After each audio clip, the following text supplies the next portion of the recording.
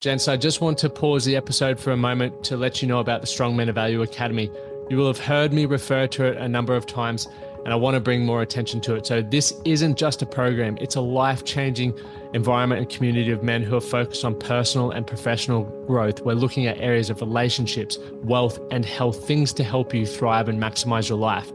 Imagine having bi-monthly one-on-one coaching sessions with myself, weekly group coaching calls, and an incredible brotherhood of high achievers by your side. Now we're diving into resilience, leadership, and holistic growth to not just succeed in your career, but to thrive in your health and your relationships. Your journey to greatness, it starts here. So join the movement and you can apply for the Strong Men of Value Academy. You can head to themanthatcanproject.com to find out more. You know, we're not designed to sit in a fixed position for 12 hours at a time. No. Like, it's inhumane in a way. So, was it worth the money? At that, I'm grateful for the opportunity because it gave me, a choice. Gave me choices to go, well, what do I want to do? So, I got into the real estate market, bought a couple of houses, and then it opened my doors. Like, what do I want? I want to help people, but people say that all the time. It's generic. The Man That Can Project podcast, a podcast empowering career-driven men to live more fulfilling lives. We are here to challenge your beliefs, redefine success, and talk about the important stuff in a relatable way. Don't forget to subscribe and leave a review. My name's Lachlan Stuart. Let's get into it. Gents, before we dive into this epic conversation with Cam, I want to share with you the breakthrough experience. We have just relaunched it, and our next intake is the 24th of April 2023. So depending on when you're listening to this, it may still be available or it may not. There are 16 spaces. And if I'm being honest, I've got a sales script in front of me and I hate doing sales. So I'm just going to give you the dot points. And then if you feel like it may be of value for you, you can head over to the website and read more about it. And once again, get some more information. Like I said, if you feel like it's going to add value to you and you want to take one of those 16 spots, we would love to have you part of it.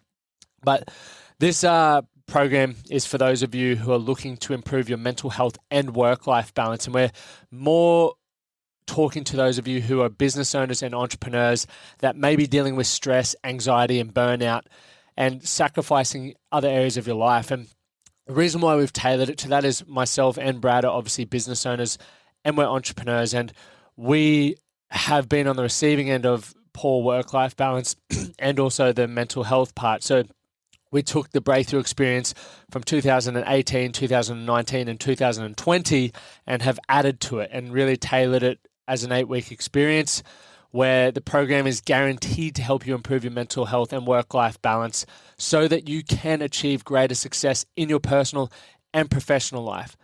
You'll learn things around goal setting, time management, effective communication, emotional regulation, and a whole heap more. So you can check out that. We're even throwing in 4 bonuses. So the total value of it all is over $13,000 if I were to sell it to you individual.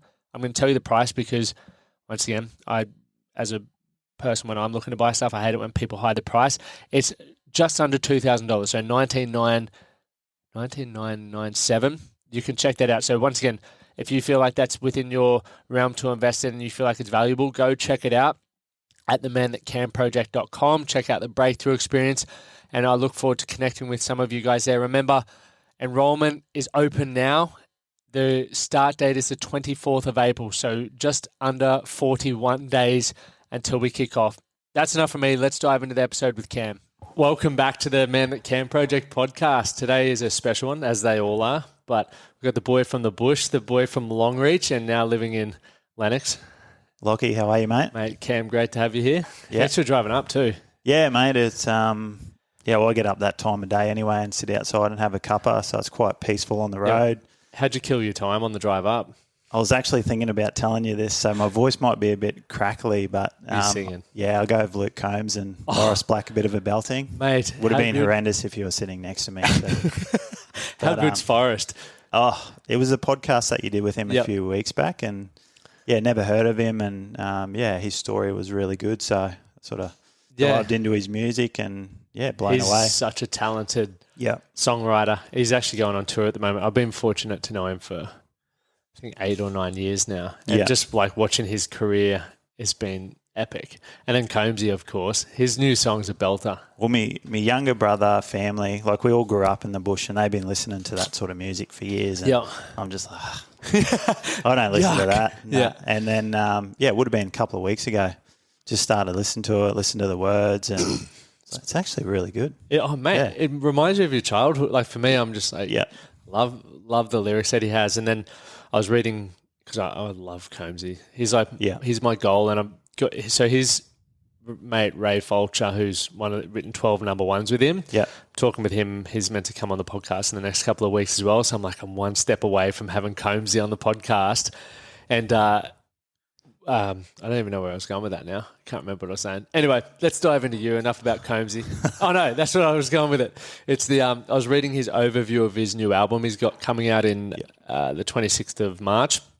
And he's got this theme through the album artwork, and then, you know, this one, he's like, this is all about like where I'm at in my life right now. And he's like, he's talking about, you know, how he misses what he once had when he had the freedom and the partying and all of that, but he loves what he now has with his family, living on a ranch and, you know, not being able to drink as much. Not that he wants to, because he realizes that hangovers take away from the most joy with his family. And I'm like, that's epic, because I guess you and I have probably realized that before we have families. I was just about to say the same. That's probably why, you know, it's more relative to where we are in our life, so we can relate with those experiences and, you know, what he's talking about. But, you know, as a young fella, you don't really think too much about that. Let's dance music, whatever everyone else is listening to. You might sing it, but you never take in the words and, I guess, pay attention to what it means or what they're talking about. You just sing it. So yeah, exactly. Now, as you get older, you sort of dive into that stuff a little bit more and appreciate what they're talking about and how it's important in your life, and or whether it has any relevance at all. So definitely. Yeah. So take us back. Like, you've had some adversity, plenty of injuries, and struggles to where you are now as one of the leading practitioners in neurophysics. So I want to help people understand what the hell that is, and also myself. Yep. But also how you went from playing footy, like you played professionally, you were the Cowboys. Yep. And then went to the coal mines. Yep. And now you're here. Give us the rundown. Yeah, I'll try and simplify it as much as I can. But grew up in Longreach. I'd say as an upbringing, it was pretty good. Like, had two loving parents. Pretty tough on me, but in a good way. Had nothing growing up, so mum and dad worked multiple jobs to make sure we had what we needed. Out in Longreach, there's not too many choices for sports. I was either rugby league or cricket. Choose one. Or swimming. But I got kicked out of swimming. So did you? Yeah, and tennis, but just I wasn't interested. Couldn't sit still long enough and pay attention. But his dad had a pretty strong connection to rugby league out in Longreach. So as a young kid, I think my earliest memories, I had a footy in my hand. I'd be out in the backyard pretending to be Steve Renouf and, Wally Lewis and all those type of players, playing against different teams. And, I'd score all the tries, obviously. But just man. Up and down, in the field, back and forth in the backyard, and used to love mum and used to work at the news agency at the time, so she'd bring home the Rugby League week. And how good was that magazine? Yeah, studying it. We'd have trading card days, I think every couple of weeks when the trading cards were a thing, and we'd have, all my mates would come over and we'd trade and swap and all that sort of thing. And I think they even had little figurines that you get at BP. So when you fuel up, you'd get a little Mel Meninga or Willie Kahn or Alfie Langer figurine. So still got all that stuff. Got it off mum a while back. So do they still do that stuff? I think they might still do trading cards, but I think the way the world's going with all the NFT stuff, could probably venture back into that space. But so I guess rugby league was a big part of my upbringing. We got to would have been grade 8, so it would have been 13 out in Longreach. That sort of is a bit of a cutoff. So there's not really the competition. Kids go to boarding school. I was still out there at that point, so we had to drive from Longreach to Emerald and we played for the Gemfield Giants, which is about... The Gemfield Giants. Gemfield Giants, which is about 40 k's west of Emerald. Yep. So we play there. So there'd be 8-9 of us would drive down with my dad driving the bus. And how long was that drive? 4 hours down. So the 8-hour round trip was a home game for us. An 8-hour round trip? Yeah. So it was crazy, but we loved it. Like Dad, we'd all get in the, woken up, jump in the bus. Yep.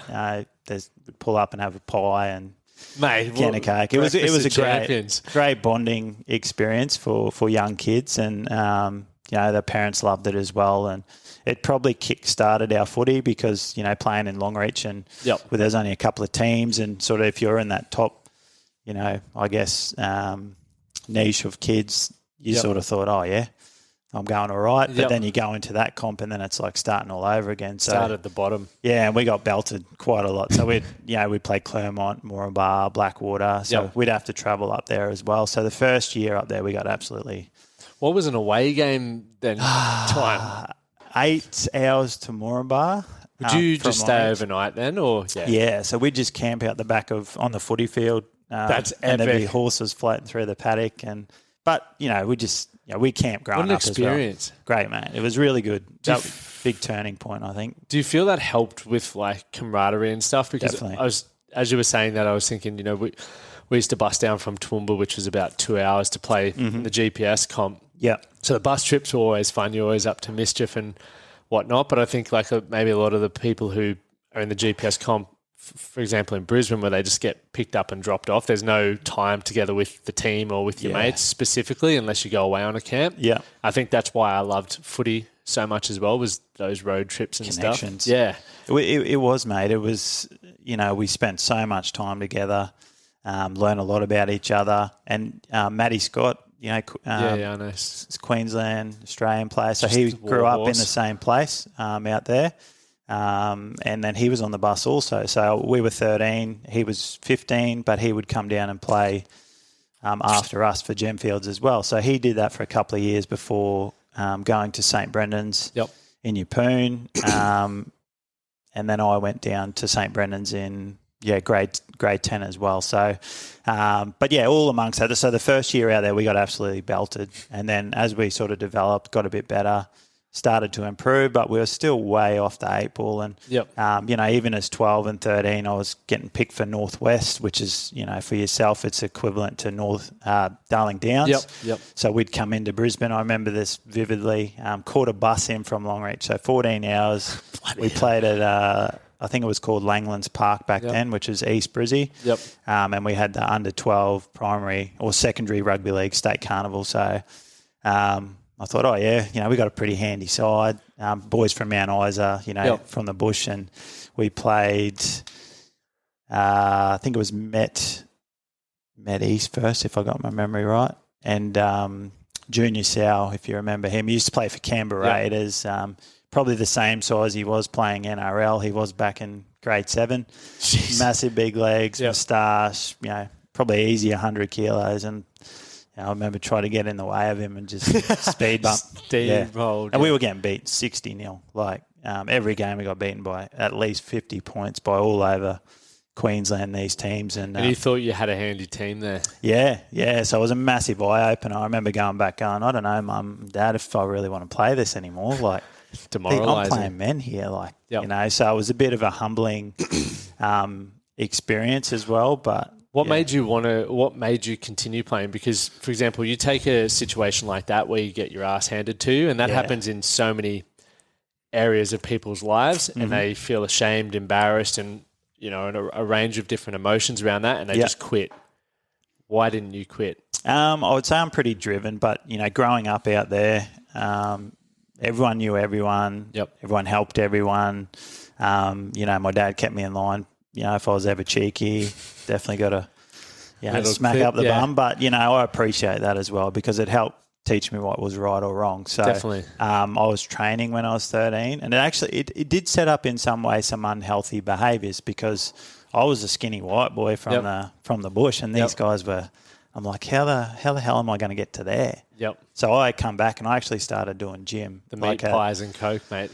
No, I started buying creatine and supplements as a 13-year-old boy. I was training 4 times a week. So in a way, I created this unhealthy pattern around exercise and pushing myself. So in one sense, it created a lot of discipline and commitment. So, and I would never change that. But in this other way, it created this sort of, like this nothing sort of was good enough. I just, I've got to go do one more session. And, I was streaks ahead of most, but it was sort of, do you think though, keep going. Because that's something I'm talking a lot about with my psychologist at the moment.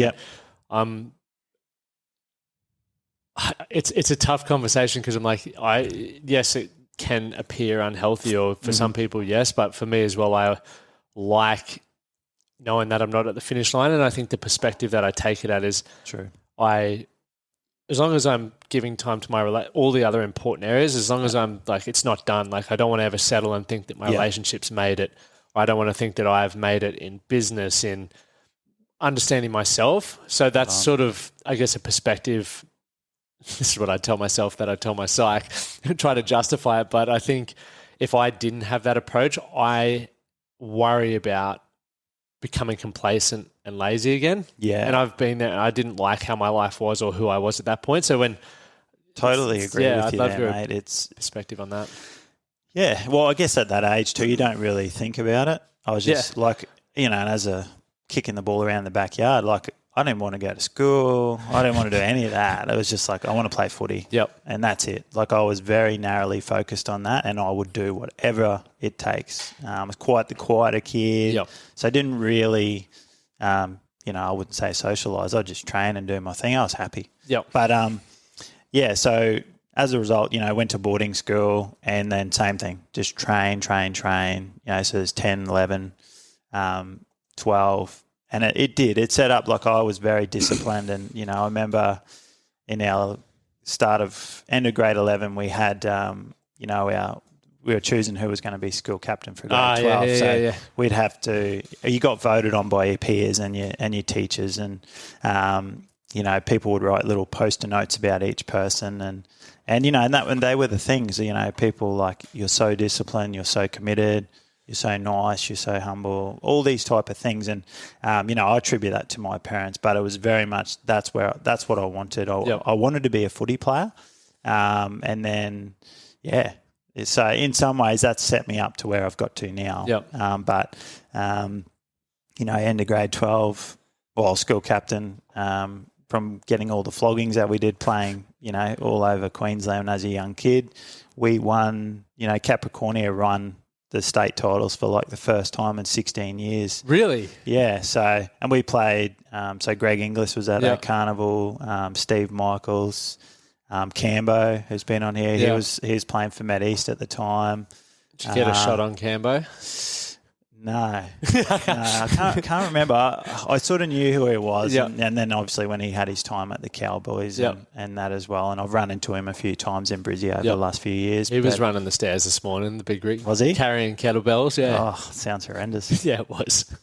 And, mate. So, and then as sort of that time after winning that, like, so it's sort of, I guess in a way, it sort of validated to me that if you put in the work and you committed and, because even if you looked at the side that we had there and you matched them up against all the other sides, we were still mildly quite small, but we had played with each other for such a long time through different comps. 8 of us went to boarding school together, we knocked off and won that carnival. And out of that, there was probably only 3 of us that got NRL contracts.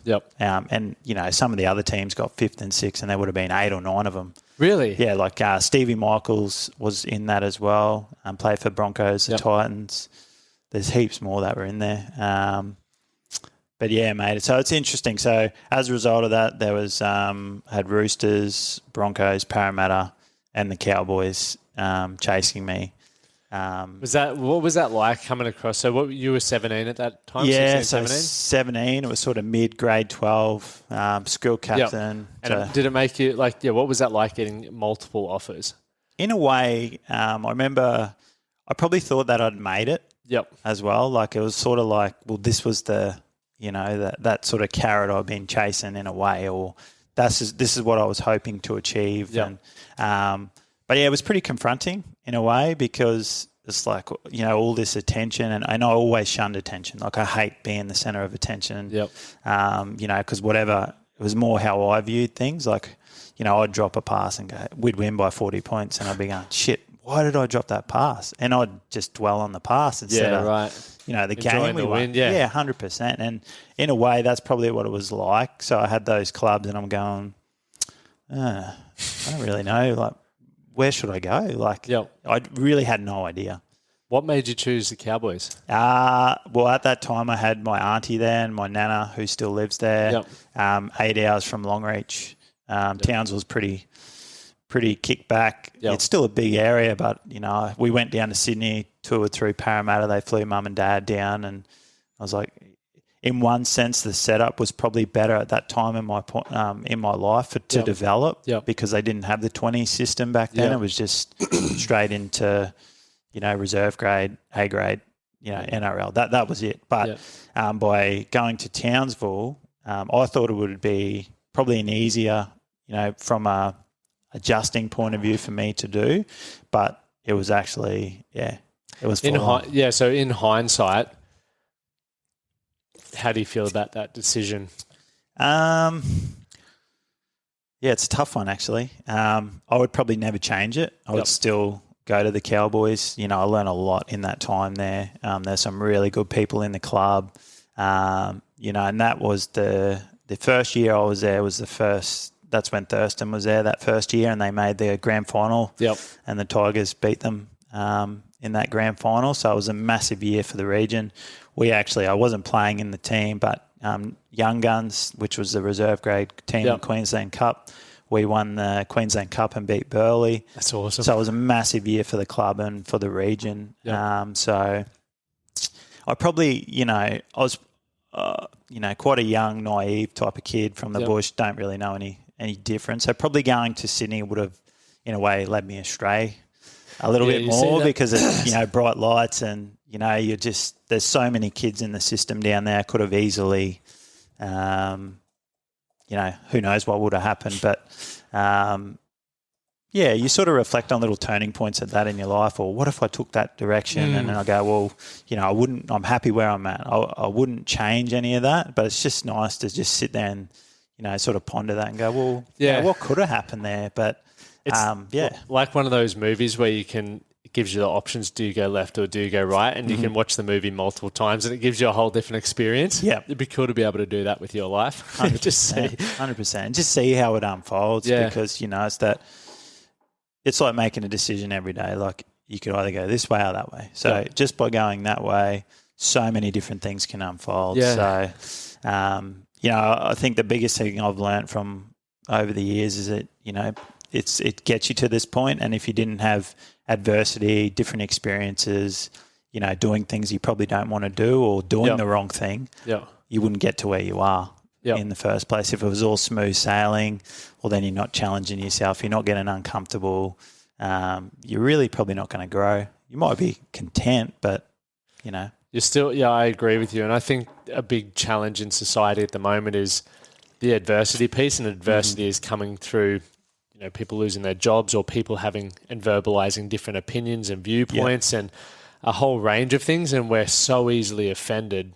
100%. And people lack resilience and perseverance to get the job done, or, you know, they don't like the hours that they're made to work. And it's like, okay, I can appreciate that we all have an idea of a quality of life that we want to live and how it's going to live. But unfortunately, if you're aware enough, or socially aware enough that we're all so unique and individuals that there's going to be different viewpoints, people are going to, you know, if you're in a position of employing people, you still need work done.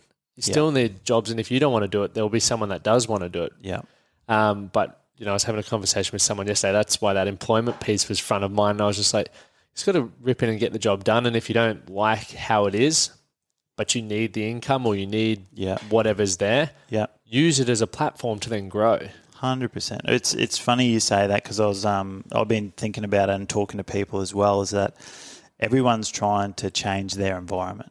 So it's like, you know, which is all right, you know, if you've got money and time and, you're on your own, you're an individual, you can do that. It's pretty easy. But, if you have multiple kids or, your work's paying off debt or you're committed to something people can't change their environment. So there's all these people trying to escape everything and step away, and it's easier said than done. So, like even with what we do with teaching people how to take control of themselves, because if you can't look after yourself, if you can't, make the right decisions, control how you feel physically, emotionally, well, how the hell are you going to, you go and change a different environment, well, you're still the same. You might be doing something a little bit different, but you're still the same person. When that stress gets to a certain point, triggers you, whatever it is, bang, then your true colours come out again. Well said. Until we learn how to deal with that stress or how we feel about a situation, we're not going to change in a way. So, I think everything we have is already here. We have to get better at that. Yeah, and you might even then go, oh, actually, this environment's not that bad. It was me. Yeah, I was projecting stuff. Projecting stuff, and humans in particular. Like you might, go have dinner or lunch or catch up with someone, and you have a horrendous experience, and then another mate goes, "Well, let's go, blah blah blah, where you went last week," and you're going, "Oh shit, last time I went there was." So you already have this anticipated, preempt response of what's going to happen when you don't know that's going to happen. So you've already judged the outcome. So, and we all do that. 100%. And it works in a positive way sometimes as well. Like, you got a big event or, you're talking or you're doing something for the first time. You can use that energy to, get a good result because without that, well, it sort of doesn't perk you up to get the job done. But if you're using it in a negative way, like I'm going to do a 5K run and I don't want to do it and I'm going to get beaten by such and such, you will get beaten. Because your brain's not going to let you down. It's going to tell your body, hey, we're not on today. We're going to get smashed. So, I think it's a big thing, like that adversity. And people are generally struggling a lot more today with all the stuff that's happened in the world and, changing all these different jobs. And, people aren't coping. So we're continually looking further and further afield and I need this and I need that and, reaching for different resources when they're not checking back in with themselves and they actually have everything they need. Definitely. So it's just finding the ways to connect into that, Great point, because it was the same for me when I moved to France to play footy. Mm-hmm. I thought that was going to solve all my issues and within 3 months, the same bad patterns were coming through, the same insecurities, doubt, and I was just like... And now I'm away from my support system, so it's even worse. It's amplifying. And then when I got home, I started realizing that eventually I had to start doing the things for myself. What was it for you? Obviously, the adversity through footy, you had a heap of injuries, and we'll keep tying in with your story of footy, etc. Yep. But what was that moment for you where you realized and we're probably going to jump, feel free not to jump and just keep the story going, but you realized that you had the power to start changing how you perceived things and how you responded to things? Yeah, so probably like the time at the Cowboys, when I started to break down because, that whole journey through my teens, I was eating well, I was training hard, supposed hard, of what everyone else was doing, doing the stretching, recovery, supplements, eating, extras. I was always doing extras, but, first game up there, bang, did my knee, right knee. And then come back, got that sorted 8 months later, I think. And then I played 6 months later, debuted Q Cup. I was still skinny. I was 76 kilos. Playing Q Cup 76? Yeah, played against South. So that debuted, but knee still wasn't right. And then I played that and probably one more game and just was off again. And then over that preseason, bulked up, put on 8 kilos. Masashi bulk. Yeah, just too much. And then my body just couldn't sustain it. So then once we started, proper preseason, hip flexors, quads, hammies, and I'm just like, what the hell's going on? And started breaking down. And then once I sort of settled that, I got into a bit of a rhythm. Didn't have any big injuries. I think I did my ankle. It's probably 7 weeks.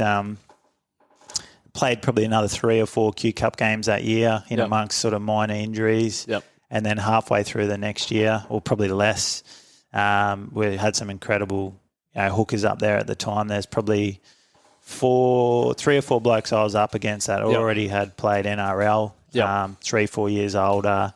I'm just going, what do I do?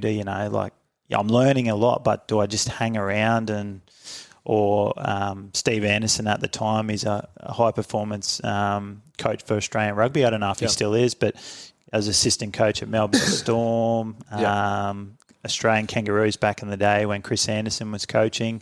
He was at Comets at the time, or Central Queensland, and he rang us up and said, would you like to come back and play? You grew up in the area. And I was like, I always said if I went back to that area, and this was the same for a lot of kids at that time, that you had failed. Yep. Because at that time there was really nothing in the area, even though there's some incredible talent.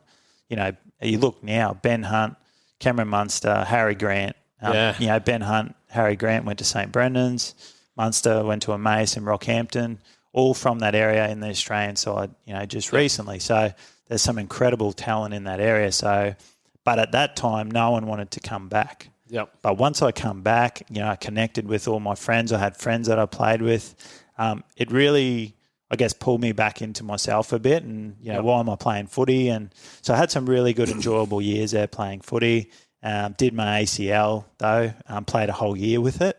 What, with a torn ACL? Yeah. So what was that like? Well, it hurt when I did it, but, it just blew up. And then I iced it, settled down. I'd miss a few days at training. And then when I'd go to run again, it would sort of take a little bit to get going. But once I warmed up, I was limited, but I wouldn't say there was pain.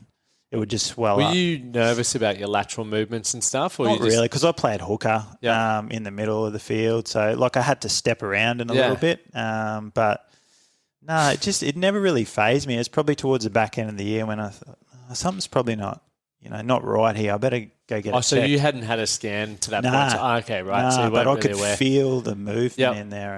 And I guess probably because all over the place. Yep. And, got it checked at the end of the year and, well done. Had torn You're it. a menace. But that was it. And then I think I had 2 more years and then, sort of the same as what you said, with going to France. So I thought I'm sort of over footy. I was only 24, 25. Same. Politics, footy, picked one week up and down. So I was starting to get in this bit of a roller coaster. And I was aware of this when I was younger, but I just thought, every male, female goes through it. I'm happy, pissed off, happy, pissed off, make a side, get injured. I'm just like, I think it's normal.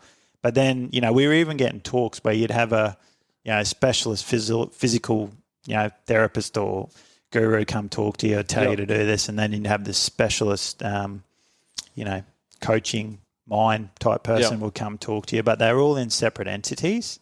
And I guess back then, that's when I started to go, why are they separate? Like, how is that separate to us? We're one system. All our systems are integrated. Why do we have to break it apart? But so I sort of thought about it, but I was probably a little bit too young. Yep. And then I was like, I'm going to go to the mines, so, go out there, make 150, 200,000 a year, 7 and 7, most unpractical person ever. But, I did it. I think it come off the back of the ethic, work ethic. I could be taught, because you're driving machinery, bit of labour. So I could be taught how to do it. And, even when I started, I was there for the 5 years. That whole time I was like, where am I going? How do I get out of here? What's the next step for me? Because, I could do a 12-hour shift driving something and, this is not safe and at all, but I could generally be thinking about different things about what am I going to do on my days off because it's so mind-numbing. It's just so repetitive. It's, we're not designed to sit in a fixed position for 12 hours at a time. No. Like it's inhumane in a way. So, was it worth the money? At that, I'm grateful for the opportunity because it gave me, a choice, gave me choices to go, well, what do I want to do? So, I got into the real estate market, bought a couple of houses, and then it opened my doors. Like, what do I want? I want to help people, but, people say that all the time. It's generic, I feel that, I just want a job. I want to help someone. Well, what? Why do you want to help someone? Where's that coming from? Yep. So I guess I was still searching. Like I'd done health and safety courses, PT courses, eating courses, tried every diet under the sun, every supplement.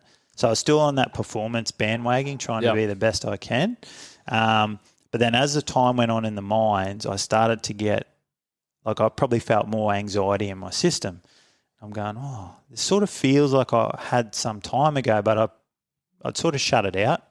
And then it started to rear its head a lot more. So I become more aware of the feeling and, same thing, go and train. So I'd go and smash myself in the gym to get away from it.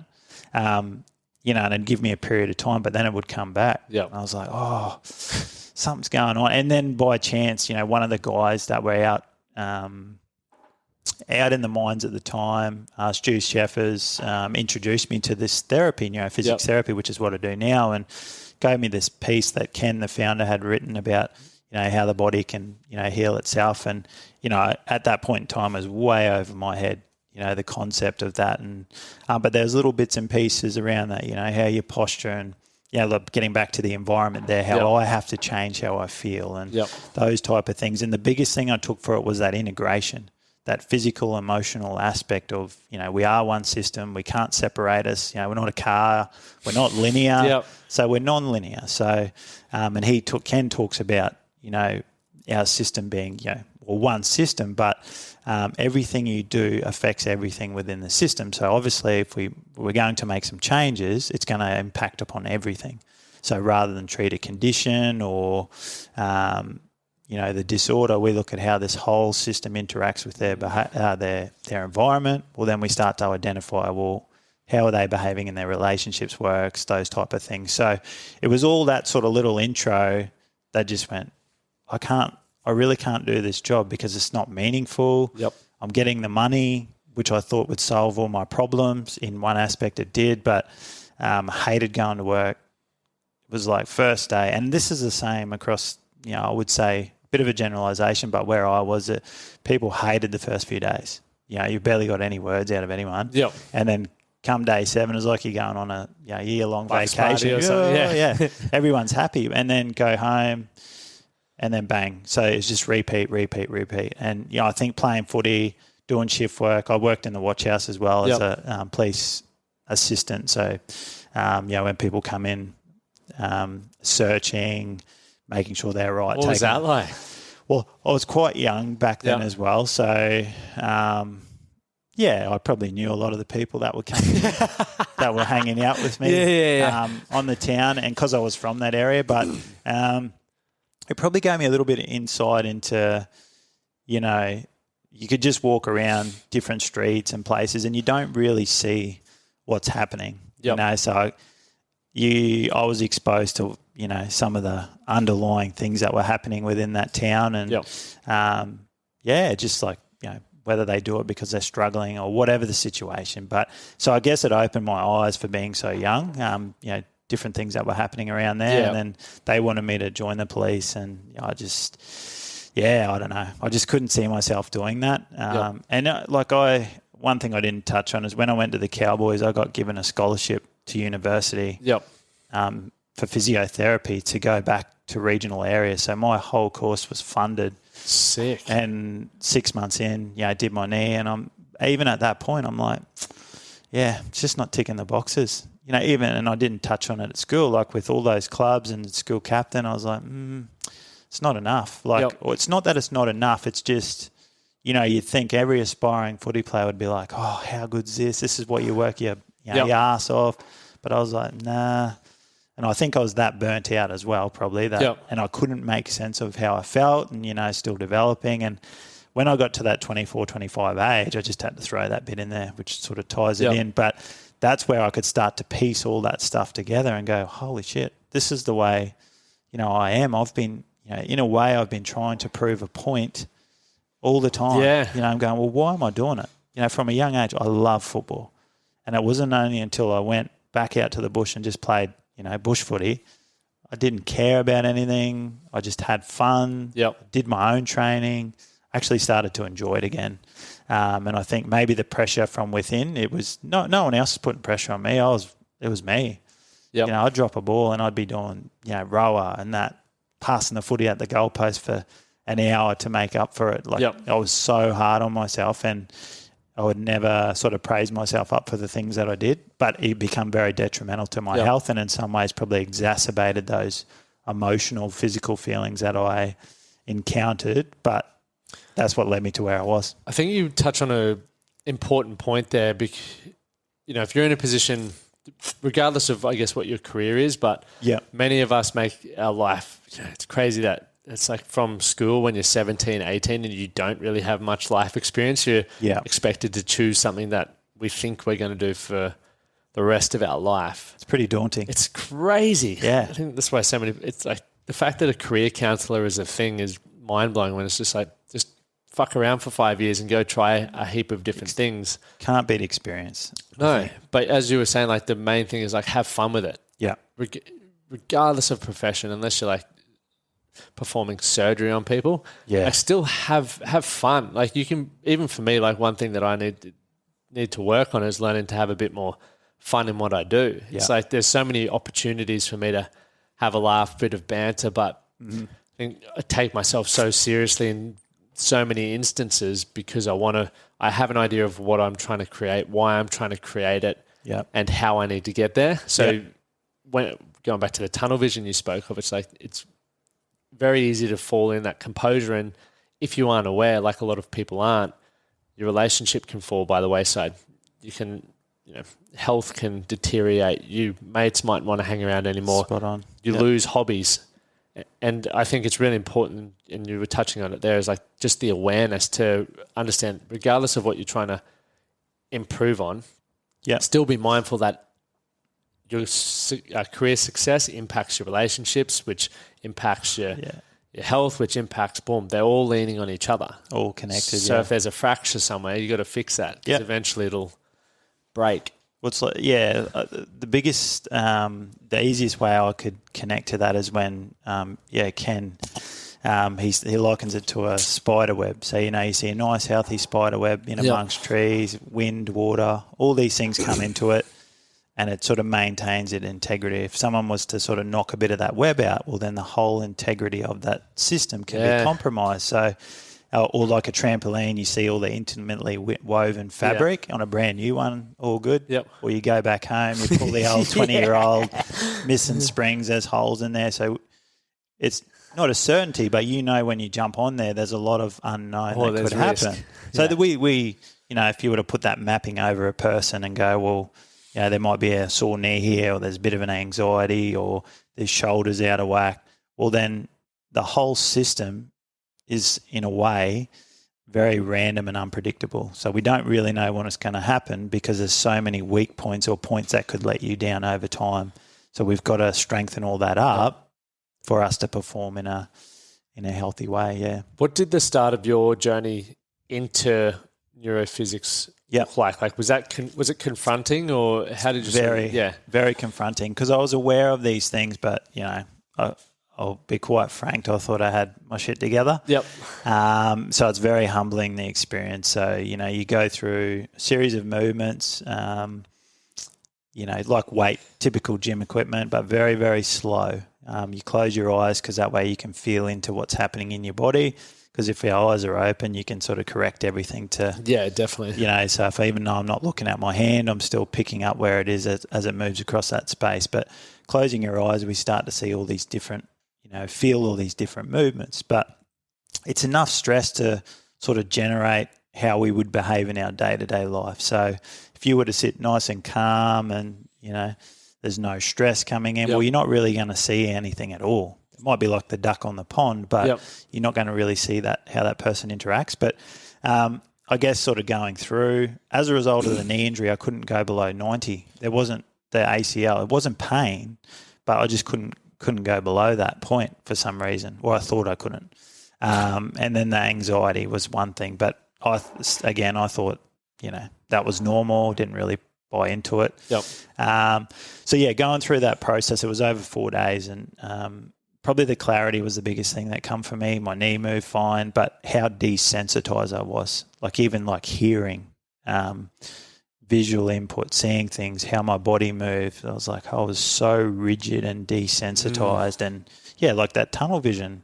And it wasn't until that process, it was just like a big slap in the face of, wow, this is me, Cam meet Cam in a way. Meet Cam. Well, it was all these things I was trying to tell myself to be a certain way, to get to a certain point. I was seeing different things. So I was just layering all these things on when I was feeling what I needed to do, but in a way I was sort of discounting those feelings. So it really pulled me back into the moment. And I just, I went through that process, and then I went back to the work in the mines, and, I just started doing the program for a couple of weeks. So it's just very light, all about, creating new neural connections in the brain and taking back control of your brain and body. And so very gentle. So I had 6 months off normal training. So that was non-existent since I was 13. Yeah. So I didn't lift a heavy weight, What was that like? It was refreshing. It was really refreshing. I thought it would actually be a lot more challenging because I was letting go of my identity in a way. Yep. So it was very challenging for me in that sense. But I was like, no, just keep sticking to the process. And I probably got 2 or 3 weeks in and just went, I've got to learn this, because everything I was, I felt I could relate it to experiences in my life. Even the little snippets of information I had, you can relate it to your life. You can relate it to you, what you see in nature. So it's quite simplistic in that sense. And I was like, I've got to learn this. So that was end of 2015. And then once I started studying, I reckon I lasted a week. And then I drove out there to the mines and went, I'm quitting. I'm quitting. So I walked into the office, quit. And because it's 7 and 7, so you have to give 2 weeks notice. I was like, well, just take 7 sickies, whatever. I don't care. Just whatever. Take it. Don't pay me a day. I'm done. I cannot stay here. There's like even people I didn't catch up with. So I was like, just close the door. See you later. Just to put that in context, so did you have a family or anything at the time, like for you to make that decision? I was single. Yep. And probably the other part of that, trying to figure out who I was, what I was feeling. So when I was in relationships, I wasn't really, I was just in them because as a young person, everyone else is doing it. I'll just, she's attractive. Yep, cool. Yep. But because I was trying to understand who I was and I didn't know this, I just couldn't give them, because I didn't know who I was. So you'd get to a point and go, I'm bored. And it's not that I was bored. I just didn't understand. Like I didn't know how to, respond in a certain way. It was selfish in some aspects, but it's purely come back to how I understood myself. And when I got to that point, it was big change. And then so you went down the route, obviously when you were learning it. Yeah. For yourself, you sort of found purpose in this. And I think it's interesting. We were talking about it. I was talking to someone at coffee this morning. Yeah. As an athlete, like even in rugby league, like if you're lucky, you'll play till you're 35. Like there's some obviously. I think it's 2.5 years as an average NRL career. Yeah, so that's like 25 for most people. Yeah, unless they play Q Cup or whatever. Yeah, but you're still a baby then, really. Yeah, like you've got your whole life, but as you said, your whole identity was that football. Yeah, that was me. That was, in some ways, I associated to being, up here with footy. Which in some aspects, that's why I hate footy. Yep. And that's a generalisation as well, because you sort of get put on that pedestal, whether it's you create that or other people create that. But at the end of the day, you're just different to someone at Woolies or whatever. You always treat people with that, that respect. So that was probably the challenging thing that I struggled, because I knew who I was, but I was trying to be something that I wasn't. Yep. And I was introverted, quiet, and then I try and be like the typical dude. Yeah. I think I even had blonde bleach hair, little rat's tail, and all that. And I was like, I look back at that and go, "What the hell? What was I trying to be?" Yep. So, it was a purpose. It's like I know I wanted to help people. Like even doing coaching camps and working with kids and that when I was at the Cowboys, like I still had a lot going on in me, but it's like I had the way of connecting with people, and so I was just searching for that purpose. And then, the thing with it is if it can have this profound effect on me, well, imagine what it could do to other people. And, that's when I started to see the work Ken was doing. Yep.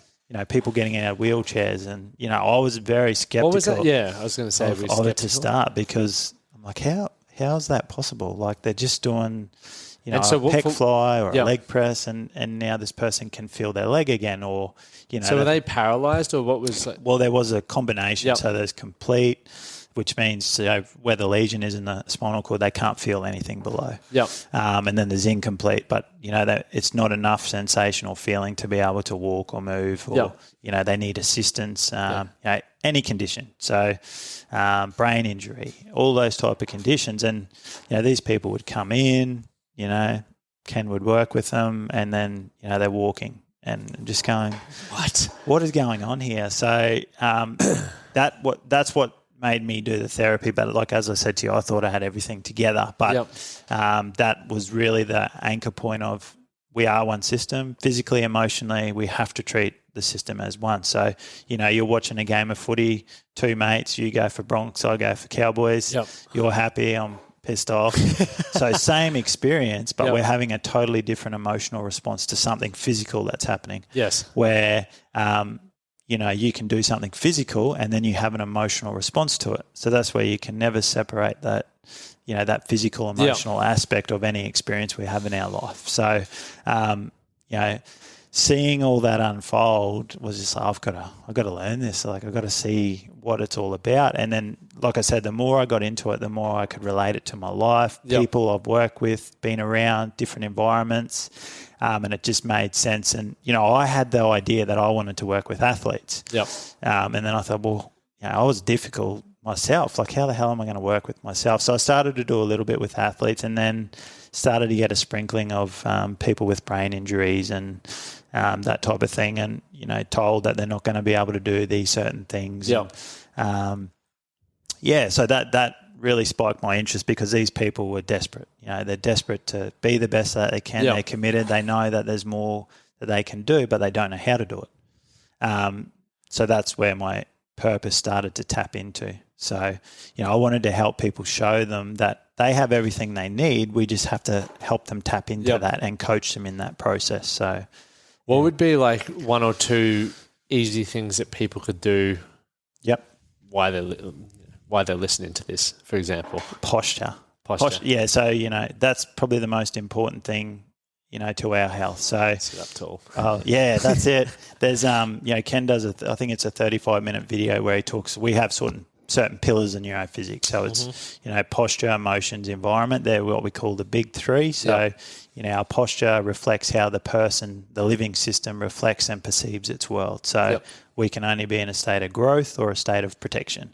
So if I'm in a state of, say you're at the gym, you're in a state of protection, you're trying to do heavy deadlifts, bench press, you're trying to have a meaningful conversation, you're not processing that information well, so it's all getting jammed up, and you feel like shit when you're in that protective state. You see someone walking around, chest up, you go, oh, he's a bit on himself, he's confident. But so we can relate to how that feels. So the number one thing, irrespective of condition, is, making sure we maintain that growth posture. So our brain can connect to our feet, to our body, and with ease. So it's like it starts raining, the traffic starts to get all congested. So if someone's head's forward, the spinal cord can't communicate properly. So everything becomes impacted, compressed. So it's trying to do the same jobs, but it has all this interference and turbulence. So that could be pain for someone, could be anxiety, could be balance issues, could just be being cranky. Or not feeling your best. So posture is the most fundamental thing for us to function. So you see it in nature everywhere. Healthy environments, trees flourish when there's the right, stimulus around. Overstimulation, understimulation, everything starts to prune back. So humans are no different like that. So posture would be the most important one. And just challenging yourself. I can send you a couple of little videos where people can practice. Like we do one where we work on our proprioception with our eyes closed, and then we can assess, what side of the brain is doing the lion's share of information. So if someone might come in and they're all jumpy or, they're over there. So then we can identify that, okay, well, this person, left brain, right brain dominant, but there's all this interference in there. So that's noise. Yep. So if there's too much mental noise, which is body noise, was very hard to be at our best. Yeah.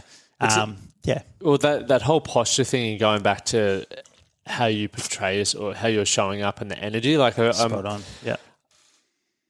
It sounds woo-woo, but like I believe a lot in energy, and I think that's what makes me such a good coach is when you see people's posture, I have a rough idea of how they're thinking or how they're talking to themselves. Yeah. And also, the way that their body looks to a degree is like, how much effort they put into looking after themselves. And it comes back to my belief is like self-respect. Those who care about themselves and are aware that if you put your own oxygen mask on first, you'll be able to give to other people. They're the ones who are in good condition. They're the ones who are walking around confident and sure and assertive in their own way. Whereas the other people who are, as you said, pruned back, they're the ones that I'm like, okay, well, we just need to help them put their left foot in front of the right foot and allow them to prove to themselves that they're capable of what most people believe they would be capable of. Yeah, that's it, because a lot of people will go, it's like that external, I'm broken. Yep. Well, no one's going to fix you, like unless it's something very acute. Yep. You need the resources, yes, but everything you have's in there. You've got to want to make that, change. So essentially, we're, we just provide the platform or the foundations of how a system needs to upgrade itself. That's what the therapy does, and coaching, getting them to stop at certain points. So we allow that process for the system to take ownership over what's already happening. Yep. So we don't do any, crazy manipulations or movements to them. They're engaging the stress themselves. So then we see the true colours come up. So they feel it and they go, oh, geez, I feel, anxious, or geez, I'm getting hot. Well, this is you. This is how you're behaving. It's, one plate. It's very calm, nice, quiet music. There's no one around and we're having these responses. So if you can't control that here in one plate, well, how the hell are you going to control that at work when things start to get to a certain point? And then once we get that control, then we can start to add more and more weight over time. And all it equates to is information. 100%. So weight is information. So it's how we approach that. So the environment can either be in control of us or we can be in control of how we perceive our environment. So, yeah. Control being a key thing. With my psych again on Tuesday, we're going through schemas, and one of the ones she's just like, so do you feel you're pessimistic or optimistic? And I'm like, well, I wake up every day pessimistic. Like, and there's so many things going on in my life where my default response, I like to call myself a realist, but I'm like, this is how I see it. I'm aware enough to know now that people don't like me being that way, and I don't like myself being that way, and it's not a fun way to live. Yeah. So because of that awareness, I can take, however long I feel I need. It's not that long to then process that and go, look, that may be how I think, but this is how I would choose to think, because it makes other people around me enjoy my company, and it also is a better way to live ultimately. Yeah. And that happens literally every day. Same with my sadness and my anxiety. I experience it all the time, the doubt, and once again, I'm aware of it. And sometimes, once again, there's no timeline on how long I may experience it for. I choose to sit in it, but I know that when I was living that way, where I was allowing the depression, the anxiety, the pessimistic thoughts, the self-doubt to run my mind, I felt good because I could blame a lot of things as to why I wasn't getting the results, but my life fucking sucked. Yeah. Like, it sucked. Yeah. The moment that I said, okay, well, I may experience those things and they're as real as I want them to be, but I'm going to choose to do whatever it takes to flip them around to a way that's going to allow me to have the life that I want.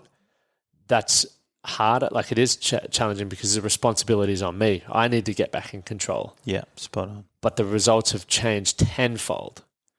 And the life that I now have, I truly believe is as a result of understanding and believe, whether people disagree or not, it's your own opinion. You can do as you want. All I would challenge you to think about is your life going the way you want it to be or not? Yeah, you can make a choice. You can make a choice. And as you said, there are acute instances that are outside of our control, but majority of things in your life, we have control over. Yeah.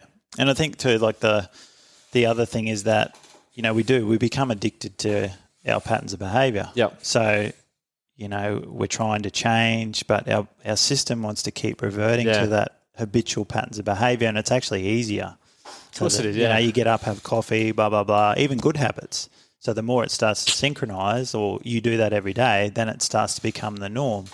If you want to add something in or change that, it costs a lot of energy to make that adjustment or change that behaviour, because, the system, we are all addicted. We're addicted to whatever it is, but that's how our brains work. Yep. So you can either have unhealthy patterns of behaviour or healthy patterns of behaviour, but ultimately you have that choice, and there's more than enough resources and help for people to make those decisions. And it's such a cool time now, whereas what is it? Youth is wasted on the young. Or no, whatever that quote is. I know what you're talking about. Yeah, but it's like the older we get, the more hindsight and experience we have, and go, if I was 20 again, I would do this. Spot on. We're so fortunate now to have access. Like the people who are listening to this, for example, maybe they would have never had the opportunity to sit down and have a coffee with you and I at the same time. Yeah. They're now getting that experience. But we get to listen to, if you invest the time, the brightest minds in the world on podcasts or YouTube, or you can even pay to go to their events.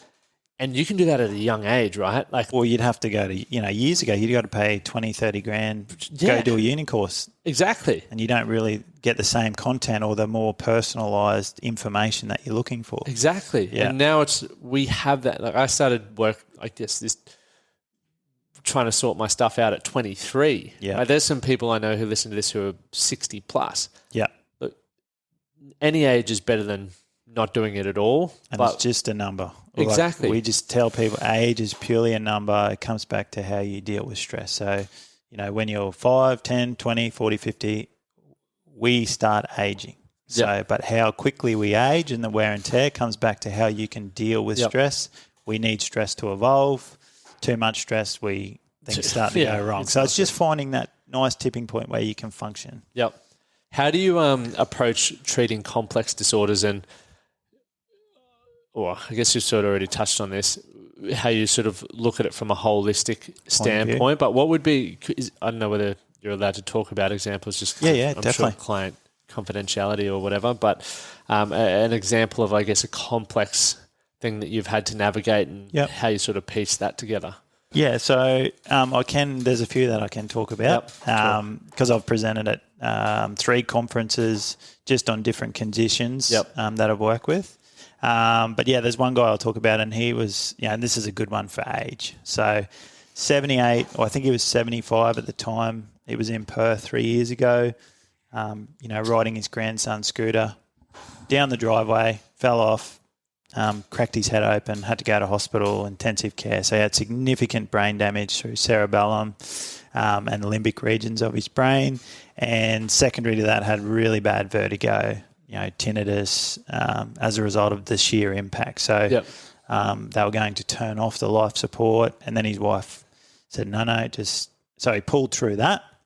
So that would have been probably 2 or 3 months in hospital. So he presented for a consultation, so you see all the medical reports on there, never going to walk again, never going to stand unassisted.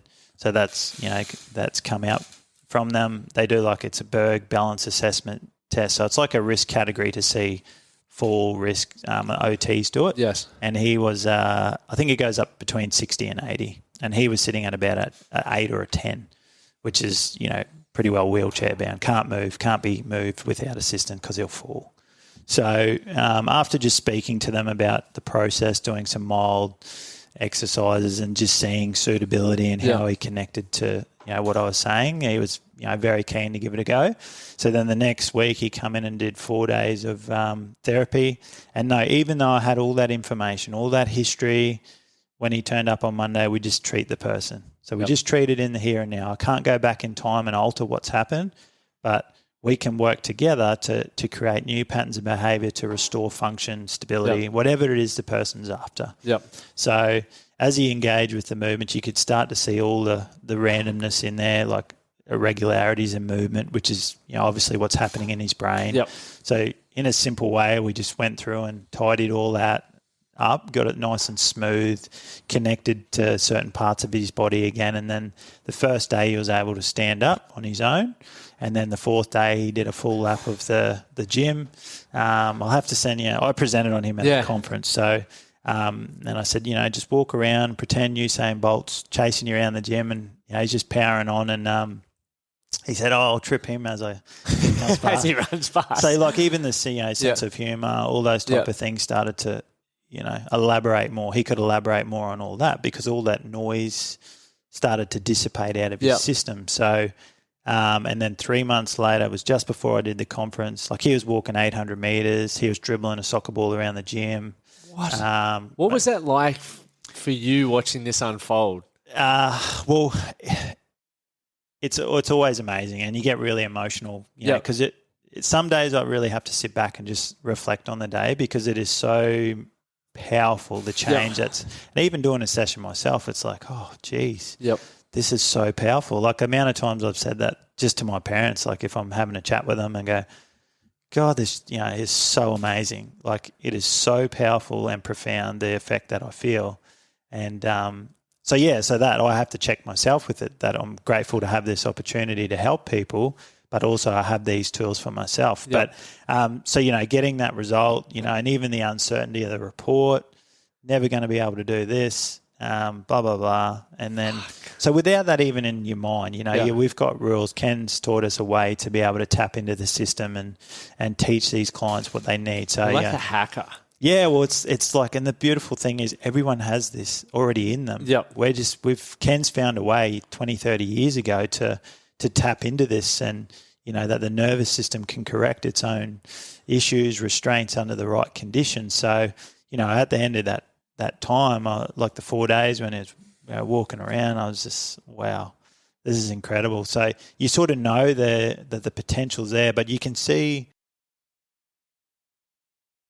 I knew he could stand up because everything started to tidy up. Yep. And it was like, there's John McLean, you've probably heard of him. He was got hit by a truck down in Penrith, I think 25 years ago. So he's incomplete paraplegic. Yep. I think he'd represented Australia in different sports but never walked. So never really sort of broached that area. But he went and worked with Ken in 2013, and Ken took him through a chest press really slow. And I think it was day 4. Could start to see movements in his legs and go, well, there's no reason why you can't walk. Let's get up and have a look. So anyway, he got up and took unassisted steps, first time in 25 years.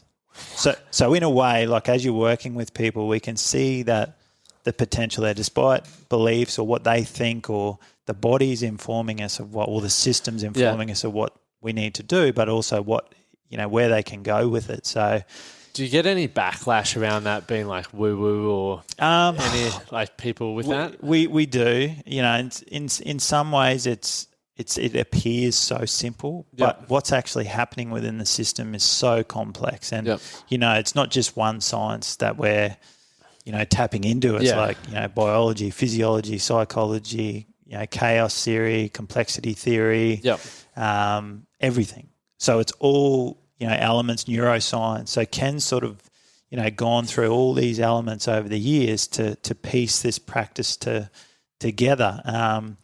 But, and how it happens so quickly, people, there's been 60 Minutes, people on 60 Minutes, BBC have come over and filmed a guy that was at the Ariana Grande concert where the explosion took place. And he was the closest one, I believe, that didn't pass away, but looked like he'd been shot 22 times through his body. So Ken worked with him, and in like 10 minutes, he was complete, I think, T10 spinal cord injury. He was sitting unassisted, like in 10 minutes on the floor.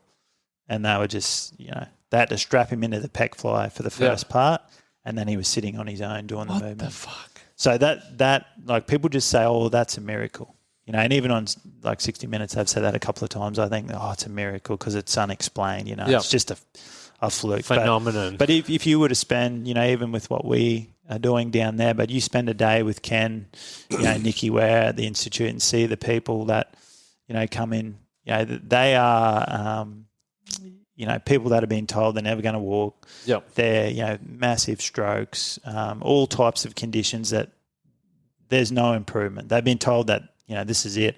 and then 4 days later, all these things happen. But that's just a regular thing, and he's been doing this 20 or 30 years. Yeah. So, it's probably it gets a lot more international exposure. Like Ken does a lot of collaborations with universities over just on the data you might take from people, and but yeah, so in a way, like that's sort of when I got into it. I was like, well, how can I get this more accessible? Like, how can we get everyday people to learn about this? And it is very hard to simplify it in a way. But yeah, it's the mission for you now. Though, it is, mate. It is. So it's like, how do we I love working with more complex disorders. So, but essentially, I guess getting back to your question, it is treat the person, not the disorder. You have 100 people with, pick a condition. Yes, they're all going to be different.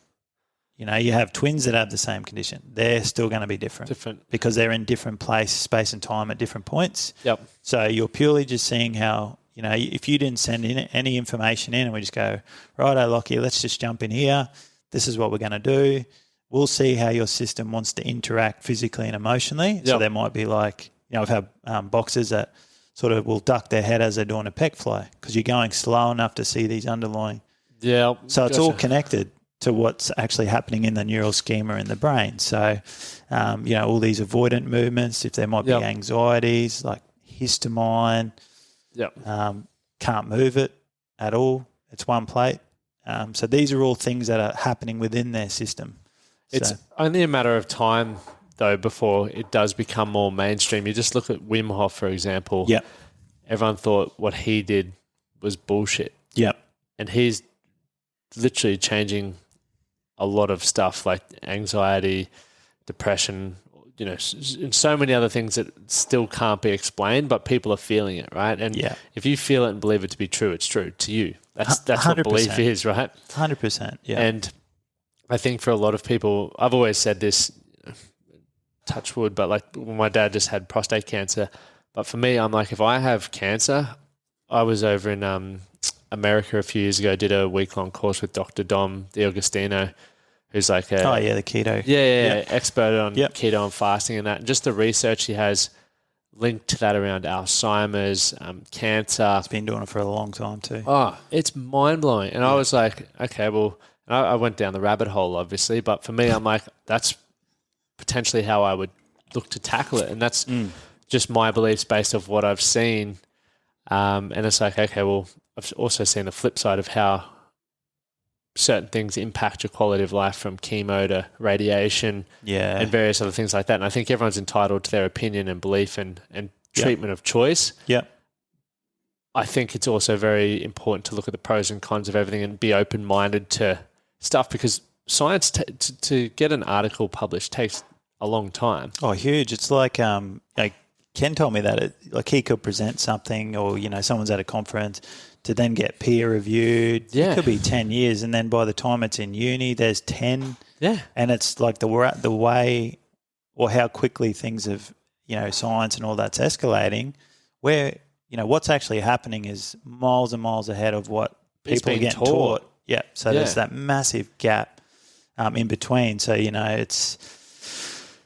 Yeah. That's why I'm grateful we got to have the opportunity to have you on here to talk about this, like the neurophysics stuff, because once again, it's something that I only know about because of you. Yep. And I'm sure a lot of people are hearing about it for the first time, but it's like, start checking these things out, because, gym's not for everyone, and there's so many things that people don't like doing. So it's not about neglecting what could improve your life. Just find what works well for you. Yeah, spot on. And once again, I don't like bodybuilding, but you don't see me fucking ripping into bodybuilders online or saying what they do isn't right. It's right for them, so let them do it. So, each to their own, yeah. Yeah, I and my mum's massive into natural health. She did a kinesiology and all that sort of jazz. So I've been influenced by that, and like things like visualization since I was 10 years old. Yeah. So that's why for me, I'm definitely open to, trying different ways to improve my quality of health. Yeah.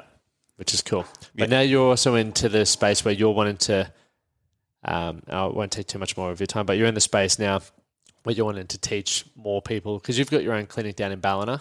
Yeah. So moved to Perth, sort of work with she was an ex-Olympian at the time, Tennille Attard. So she set one up over there, and I went over there, practiced for 5-6 years.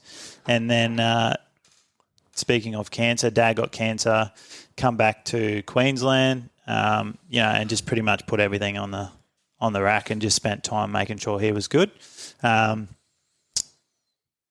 Moved to Brisbane with my partner. Opportunity in Ballina popped up, and then literally all happened within... It was quick, man. Oh, quick. No, it's like, I think Dad... Get the dates mixed up, but I think it was 2020. We were down here, end of that year, surgery for Dad, and then I was staying with my partner. And then that following year in June, we'd bought it was a gym down there, and then we turned it into a clinic, and that's now 18 months later, and it's flat out. We have got I brought a guy down from Rocky, Keaton White, a therapist, so who I'd done a bit of stuff with as well. So he's practicing now. Brody McJoro, my business partner. So there's 3 of us practicing. There's another guy studying, and then I think there's a couple more that are keen. So it's full steam ahead. What's the goal for you over the next 5 years? I spent a lot of time over the break on this, like sort of pondering what I want. And I did put so much energy into trying to get it out there. Mm-hmm. But I've sort of weighed it up going, well, what do I want out of this? Like what's, and the biggest thing that's worked for me is just go to work, do your job how you know how to do it. Just treat every day like a white sheet of paper, even though you have structure and, tasks and intentions or, plans of what you want to happen for the day. But I'll just rock up, see what happens.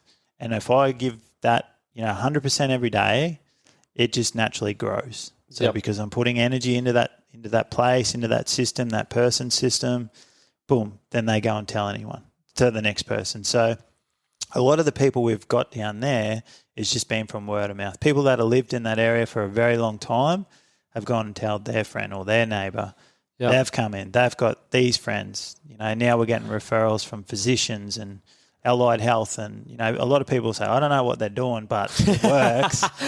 So they just keep coming in. So I've got a guy coming from Perth in a couple of weeks, people from Sydney, getting inquiries from overseas off the back of what Ken's doing as well, because he would have, I think it's 90% of people come from overseas to see him and Nikki.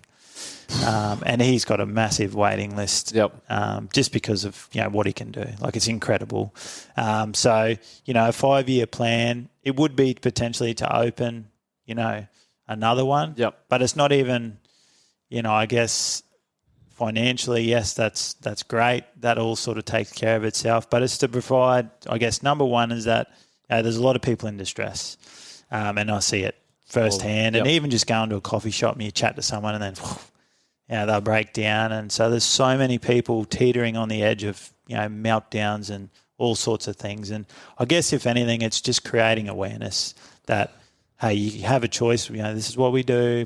I never try and force it on anyone. I just sort of listen and And to work with you, do they have to come see you in Ballina, or can you do stuff online as well, or how does it all work? For therapy? It depends on the situation, but essentially it's all in person. We might do a Skype consultation to gather some information, but ideally best scenario is to take them through some exercises. Then we can assess, okay, this person needs this much treatment, or this person's pretty good. They'll probably only need this type of treatment. But we get a really nice picture of where their system's at in that point in time.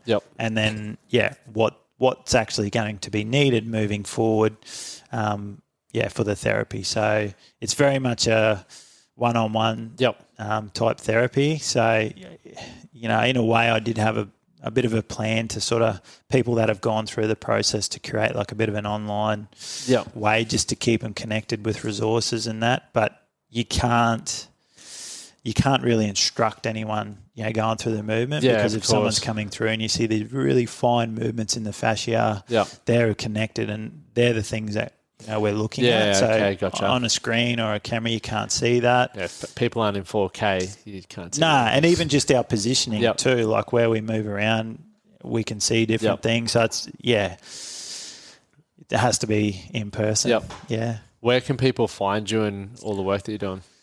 Online. Yep. So I've got my own Insta page. So it's Calibrate with Cam, K-A-M. Ooh. And that name come off the back of a documentary that was created called Calibrate, which it's about Ken's life and work, and it won multiple. Where can you watch that on? So it's on Vimeo, I think. I've seen it. So it can. Oh, that's the one you sent. Yeah. Yeah, that one. So it's got Mark Matthews, a big surfer, crazy surfer on there. Weapon, eh? So he's on there. Some people from all over the world, but essentially it. I'll post that link in the comments for everyone. Yeah, that'll be cool. Yeah. It's just it will seem surreal, but it's incredible. Like these people telling, that's the power of what we do. We don't sort of try and promote. Okay, I do this, but like a salesperson, we let our clients, patients speak about their experience. Yeah, and that's how it sort of works. But it won multiple awards throughout all the international film festivals a couple of years ago. That's what I name my business and website through that. But then we have Neurophysics Therapy Northern Rivers. Boom. So that's the clinic. What it's called in Ballina. So, we have a website there. There's actually a really nice testimonial of probably 10 people that we've worked with, just showcasing what they do. So, very rarely are we out, in a way talking like this. Yeah. So we just try and portray. Is this your first podcast? It is. Oh, yes. It is. I was thinking about that on the way, I need to get like a tally of people's first podcast. Yeah. It's like a little victory board. It's good. Definitely. And like I think I said to it at the start of the week, it's that, even the social media presence, I don't really have, I need to do a lot more and, showcase the people that we have that come through. And, they want to tell people as well because they're doing things that they didn't think they could do. So it impacts people's lives, right? 100%. Yeah. So that's that, probably putting more energy into that space that people can connect to that. And, because it's it's not like Brisbane, I guess. It's a little bit smaller down there. Yep. So these people see those people out and about and go, oh, my God, what have you been doing? Yep. Where's your walking stick or where's your walker gone? Yep. Oh, go work with these guys. And, so that's the community impact and just those stories. And, it's that network. I always think of it as, if I put energy into there, they're going to go and I get a good result with them. They're happy. They go and tell those people. Yep. And then it just keeps going. So that's how I had no business idea when I started. I've just figured it out. As you've gone. Yep. And that's been my recipe, so to speak. Get a good result. It will take care of itself. So I've got a little bit more structure now. But, that's it. Love it. That's it. Thanks so much for coming on, mate. It's been an absolute pleasure. No worries, Lockie. All the best. Thank you for listening to the Man That Can Project podcast. My name is Lachlan Stuart, and I hope you enjoyed this episode and found it helpful. If you did, please take a moment to rate and review the Man That Can Project on your favourite podcast platform. And don't forget to subscribe to stay up to date with our newest episodes. We'll see you again next time. Thank you for listening to the Man That Can Project podcast. My name is Lachlan Stuart, and I hope you enjoyed this episode and found it helpful. If you did, please take a moment to rate and review the Man That Can Project on your favourite podcast platform. And don't forget to subscribe to stay up to date with our newest episodes. We'll see you again next time.